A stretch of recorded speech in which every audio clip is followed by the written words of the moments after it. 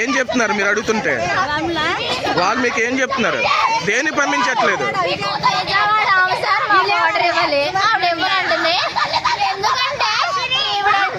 అమ్మేసుకుంటాదంట ఎక్కడైనా కన్నతల్లి అమ్మేసుకుంటదా?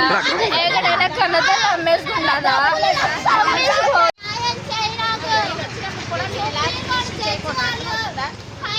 జడ్జి గారు నాకు న్యాయం చేయాలంటే అమ్మగారు నుంచి పంపించండి. మీకు దండం ఈ హోమ్కి న్యాయం జరగట్లేదు, అన్యాయం జరుగుతుంది. పైన